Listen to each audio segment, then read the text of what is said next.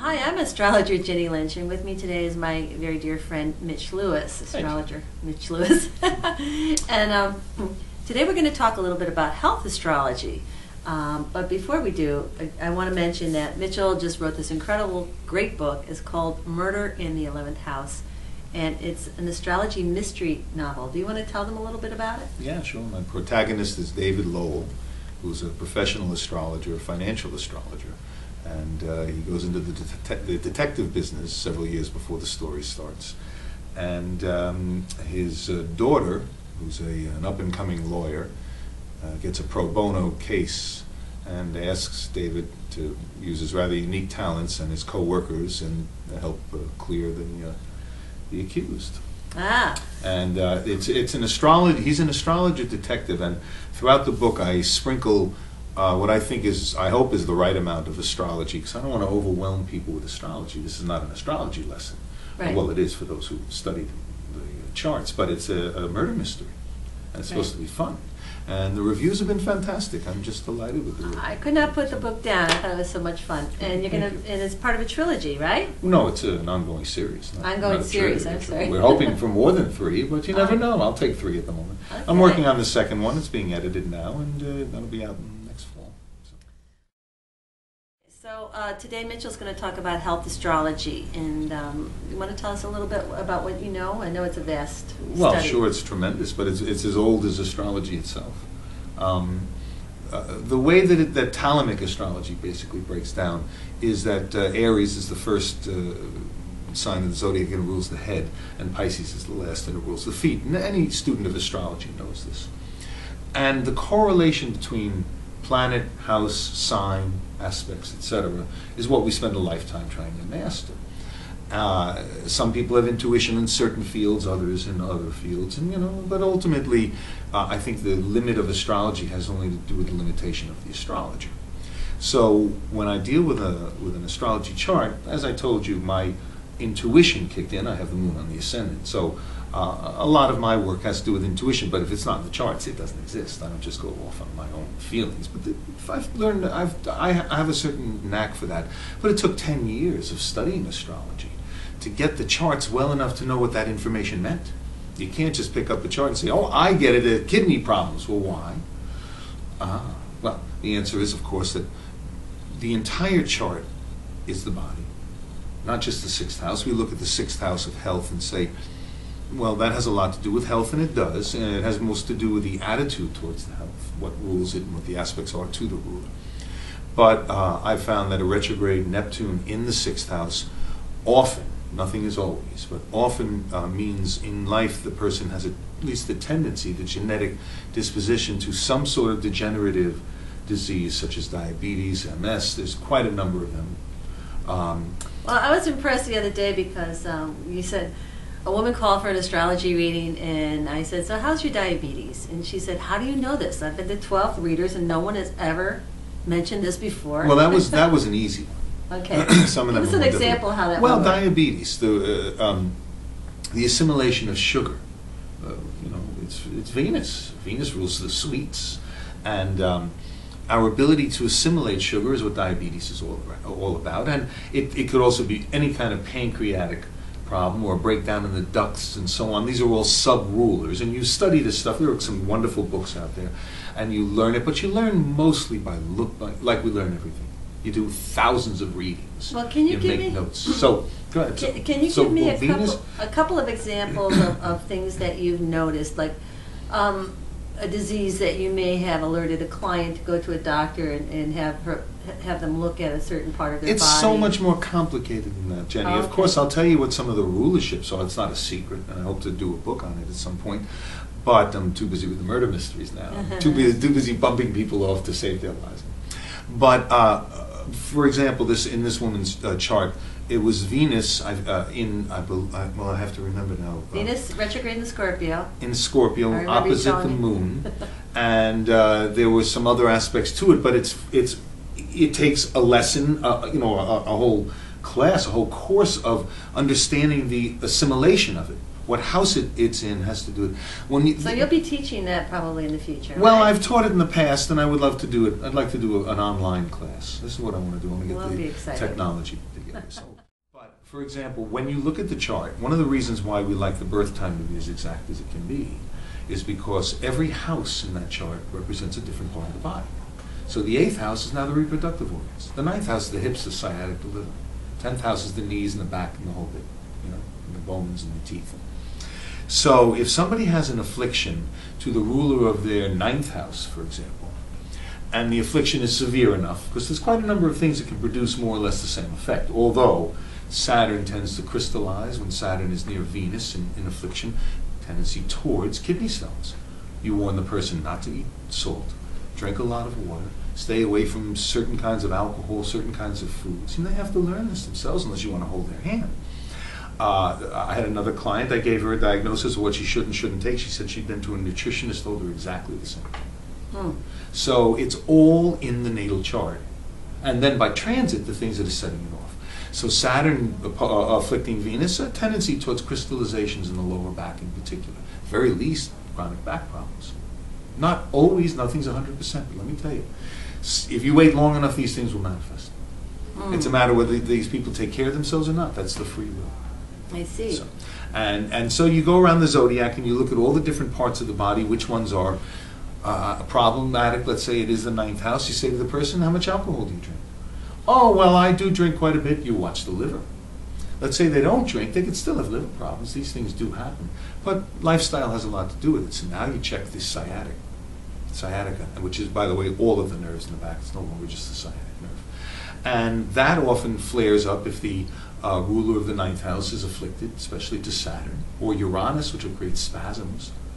Pluto is more a deterioration of it. And so it's the energy of the planet working upon the ruler of whatever house it's working on. I see. Pretty easy, I think. Well, I'll tell you a story. One day I was at the Russian baths and this guy came up and he was really handsome. I was attracted to him immediately. But I noticed he had a very damaged front shin. And so I thought, he must be an Aquarius, my opposite sign, for me to be attracted so quickly. And the part of his body that was damaged was the Aquarius part. So I said to him, oh, are you an Aquarius? And he said, yeah, how did you know? I didn't tell him it was your leg or my heart thumping. But, you know, sometimes you can see yes, of course. that also, right? Yeah, well, the physical manifestation is almost always there, too, if you know what to look for. There are people who read eyes. They know, and doctors can do this, they know from the amount of rings we have in the eyes what's wrong with our bodies and so on, because it's all the same. It's a matter of being in tune. If you're in tune with what's going on around you, you don't fall in a ditch, you're paying attention. You hold on to stocks when you realize what's going on around you. You don't get into bad relationships. That's much more difficult because then the heart takes over. But it's, of course, it shows up. And as we get older, of course, the ascendant, it's like the picture of Dorian Gray. As we get older, the face starts to show and the body starts to show what we've been through, what we've done. And good, bad, and ugly. And the joy, too, is in there, in the smile, in the eyes, and whatever. And in so there's the natural zodiac, or your natal chart, which shows the potential here for what you can and can't do in your life. Right. Then the free will sets in. What am I going to do with that? I've got an afflicted Jupiter. You can't believe it. You know what? I'll become a drunk. There's a good idea. Planning to live to be about, 50-something? So if you don't do that, though, you have a better shot at it. And the Jupiter likes to travel, so if you get yourself into a lifestyle where you're not able to travel and you feel restricted, you're going to create health issues. You're like 5 dogs. And then what happens is the liver starts to... Oh, so interesting. I want to talk about how do you talk to your clients about their health? Because always, my clients always say, how's my health doing? I never want them to worry. So. No, you always tell them, listen, none of this means anything. It's not going to happen to you. But yeah, let's say they have a Sun Uranus conjunct natally. Okay, I have a friend whose father had a Sun Uranus conjunct natally. Uranus was coming across it. I told her to say goodbye to him, and of course he had strokes, and that was the end of it. But it was lifestyle choices for the 10 years previous, and everybody knew it, and they knew what he was heading towards. So if I see that in somebody's coming up, I will say, and that's one of the obviously more difficult ones, I say to them, listen, you have a choice here. You know, there's a chance that you may have some sort of an incident because you have to prepare them. But you never tell them. I never tell anybody they're going to get sick. No, that's not me. I don't do that. I send them to a doctor. So one case study was a friend of mine who was an astrologer who came to me because I specialized in health stuff, and said, would you please look at my chart because I'm supposed to go to Europe with my wife. I want to make sure I'm okay because I'm not feeling all that. So I took a look at what I look at is the transits, secondary progressions, solar arc directions. There's a million charts you can look at. Those are my main three. They're not whatever. It doesn't matter. There's so many things you can look at. But what I look for is synchronicity. If something real is going to happen in your life, you'll find the synchronicity in a number of charts. And what I saw throughout his charts, all of them, without fail, was a combination of Jupiter energy, which rules growths of all sorts, Pluto, which shows a breakdown in the cells, and then Uranus, which shows the speed of that breakdown. And I realized that and it was all through Pluto in the 8th house, so it was in the colon area, because the 8th house rules that. And I recognized not only that he had colon cancer, but how advanced it was, because it looked to me like it had spread to the liver, which was Jupiter. So he didn't know that he had a problem with this? Well, he knew he had a problem, but he just felt funny. He wanted to make sure he was okay. He wasn't okay. He had advanced colon cancer. And he said to me he wants to go to Europe. I said, you have got to get this checked out before you go to Europe. And the doctors told him he would have bled to death if he had gone. Wow. So, but he wound up dying a year later anyway, but at least, he had a year to, whatever, sometimes they come to us too late, sometimes too early. They say, I feel fine. You say, yeah, well, listen, I'm telling you, 5 years, 5 years, and they don't pay attention, they don't change their lives. And 5 years later, they're back for a reading, because they just had a cancer operation or something. Interesting. You do the best you can with people, with everything. We do the best we can with ourselves. Like, for example, when we have Pluto coming to the Sun, by opposition or by square, we know that, there could be fights, there could be operations, there could be, are there any? There could be, but there also could be, most transits do not create events. Most transits just annoy us psychologically. Friends and our lovers torture us, particularly in the aspects of it. But most of the time, nothing happens. In order for me to see cancer the number of times that I've seen it, and some of the other diseases especially, I first of all have to see the potential for it in the natal chart. Then I want to see synchronicity in all the charts. Transits come and go all the time. Pluto opposes your sun, yes, you're going to get into fights, more likely than not. Why? Because you are projecting that out. It's got nothing to do with it. The universe isn't coming along and hitting you. You're nasty. You walked into this store one too many times just when that aspect was coming along and the moon is squaring it or whatever, and you scream at the guy and some guy smacks you, and ultimately he shouldn't have smacked you, but it's your fault and you're drawing that energy to you. Pluto opposes your sun, go to an ashram for the next 6 months. Nothing will happen to you. By the way, now, Pluto opposes the sun. What house in the chart does the sun rule? If it rules the 4th house, you're going to have breakdowns.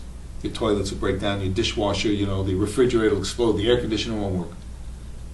But if it rules your 5th house, your romances will break down, your romances won't work, and so on. But it's really, it's very much a question of living our karma. And if we've done what we're supposed to do, the transits certainly give us aggravation. That's what life's about. Without somebody giving it to you a little bit, you don't know you're alive. But it doesn't have to be as complicated or as... We don't have to fear the transits. Saturn comes along, you're not going to feel terrific. I say to people, lower your expectations. That's right. Simply, that's right. That's all. I tell them that about everything. Well, yeah, of course. But that's always a good plan. Don't expect anything, and you should be pretty happy. Well, the gratitude, right? That's right. Yeah. Thanks so much for talking about health astrology. It's terrific, and there's so much more to say. But I guess the book I have to do a book. Okay, holistic health astrology. There you go. Thanks so much. My Mitch. pleasure. Okay, bye for now.